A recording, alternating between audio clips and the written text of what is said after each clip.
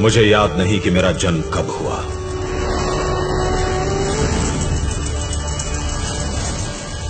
पर मुझे विश्वास है कि मैं किसी योद्धा की तलवार से उठी चिंगारी से उत्पन्न हुआ। मैं अग्नि हूं, वही जिसे देश प्रेमियों ने प्राणों की आहुति देकर पवित्र किया और जिसे ओडिशा की महान संतानों ने अपने हृदय में जीवित रखा।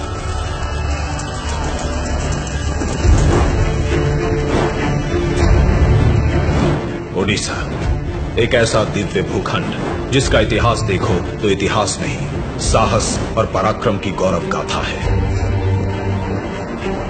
ओडिशा को जीतने मौर्य आए, मुगल आए, मराठा आए, पर हार जीत के परे ओडिशा सदा ही अदम्य रहा।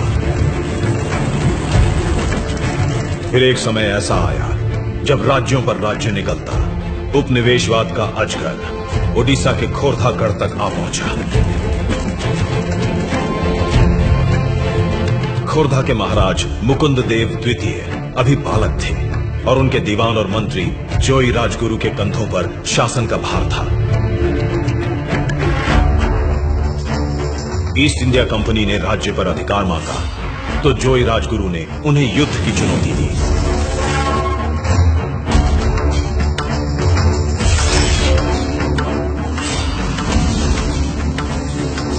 सन 1804 7,000 अंग्रेज सैनिकों के सामने मुट्ठी भर पाइको योद्धा निर्भयता का कवच पहने खड़े थे।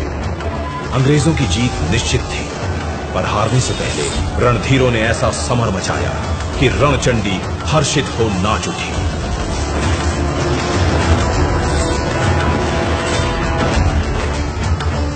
मातृभूमि ने आंचल फैलाकर एक एक सपूत का बलिदान स्वीकार किया। अंग्रेजों ने जोई राजगुरु पर मुकदमा चलाकर निर्ममता से उनका वध कर दिया।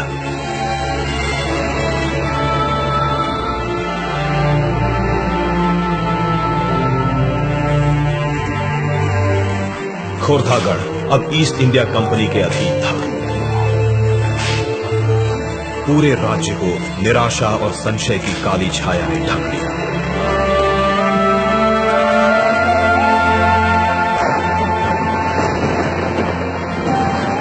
ऐसे में पाइको कुल गौरव बक्सी जगबंधु अपने महान पूर्वजों के पुण्य प्रताप को कैसे धूल में मिलने दे सकते थे। 1817 में सबल भुजाएं फड़क उठी, इंद्र के वज्र में कंपन हुआ, काला आकाश कड़कती बिजलियों से धवल हो उठा। तेजस्वी पाइको खड़ग अपनी मयान से बाहर आई और सरदार बक्सी ने पहले स्वतंत्रता संग्राम का शंखनाद किया।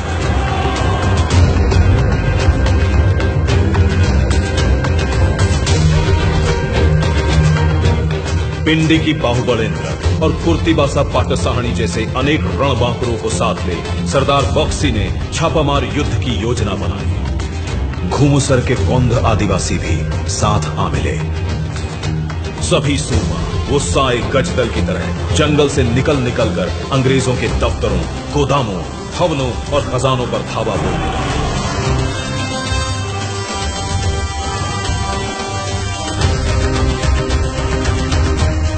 पाइको विद्रोह की क्रोधाग्नि में शत्रु ध्वज भस्म होने लगा। उसी दौरान पारड़खिमुंडी में सोरा विद्रोह हुआ। मणापुर, नयागढ़, दसपल्ला में क्रांति के प्रखर सुर सुनाई पड़े। केंदुझर के भुइयां सरदारों ने तलवारें तानी। पूरे 10 वर्षों तक सरदार बक्सी प्रतिकूल परिस्थितियों से हारे बिना लड़ते रहे।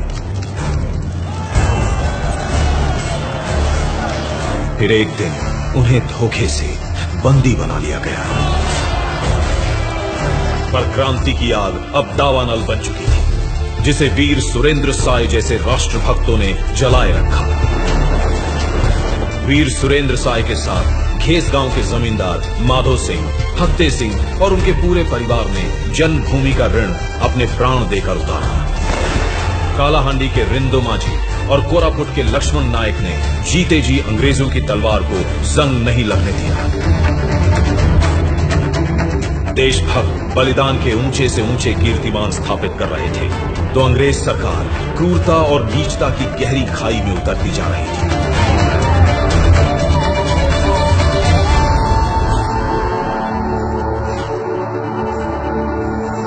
अंग्रेजों की पैशाचिक प्यास जब योद्धाओं के रक्त से ना बुझी, तो उन्होंने निर्दोष जनता को अपना निशाना बनाया।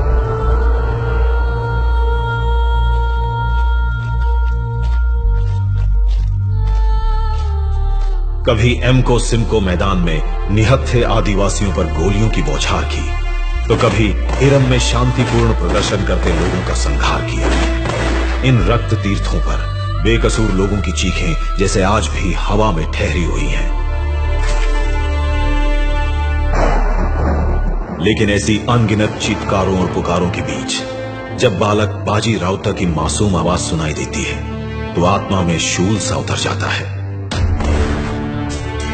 अंग्रेज पुलिसकर्मियों ने कुछ प्रदर्शनकारियों की हत्या कर दी थी। जन आक्रोश से बचने के लिए छुपते छुपाते जब वे लोग नीलकंठपुर घाट पहुंचे, तो उनका रास्ता एक नन्हे नाविक ने रोक लिया। तुमने माने सबको हत्या करी, हमने तुमको को डॉक्टरी नदी बात करे भी नहीं। बहुत धमकाने पर भी जब 12 साल के बाजी राउतर का संकल्प न टूटा, तो एक निष्ठुर अंग्रेज ने दहकता हुआ अंगारा कोमल से सीने में उतार दिया।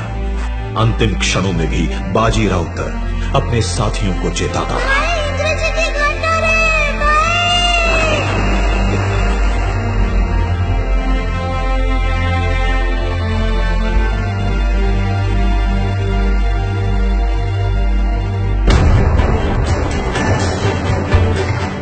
काल का कराल सर्प उत्कल जननी की संतानों को यूं ही निकलता रहा। समय बीता, सदी बदली, पर उड़िया समाज धीरज खोए बिना देश पर अपना सर्वस्व न्यौछावर करता ही गया। बाघा ज्योतिन जैसे विलक्षण वीरों ने स्वतंत्रता संग्राम में नए प्राण फूंके। नेताजी सुभाष चंद्र बोस जैसे महामानवों ने उड़ीसा की कोख को धन्य किया। पंचशखा पंडित गोपबंधु दास, पंडित नीलकंठ दास, पंडित गोधाबारिस मिश्रा, आचार्य हरिहर दास और पंडित कृपा सिंधु मिश्रा नव क्रांति के अग्रदूत बने। तुम मुझे खून दो, मैं तुम्हें आजादी दूंगा। जब नेताजी ने महा आह्वान किया, तो लक्ष्मी इंदिरा पांडा, वीरपात्रा, ब्रजमोहन पटनायक और सोमनाथ पाणिग्राही जैसे अनगिनत जोशीले जवान आजाद हिंद फौज के जाबाज सिपाही बने। वहीं दूसरी ओर मधुसूदन दास, पारड़ा महाराजा, हरे कृष्ण महताब, रमा देवी, मालती देवी, अन्नपूर्णा देवी, पार्वती गिरी, चंद्रशेखर बेहरा और गुरुबारी मेहर जैसे अनेक नेताओं ने गांधी जी के असहयोग आंदोलन और नमक सत्याग्रह को बल दिया।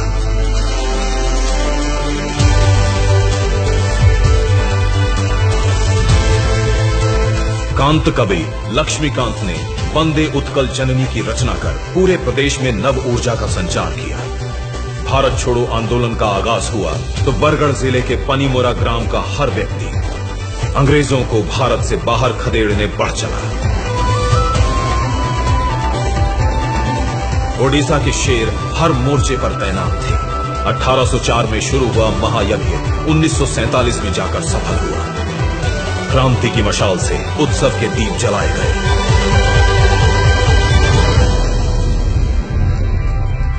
और मैं तो कल भी प्रकाशमान था और आज भी प्रज्वलित हूं। अगर देखो तो अमर जवान ज्योति की किसी अग्नि शिखा में मेरी लपट भी दिख जाएगी।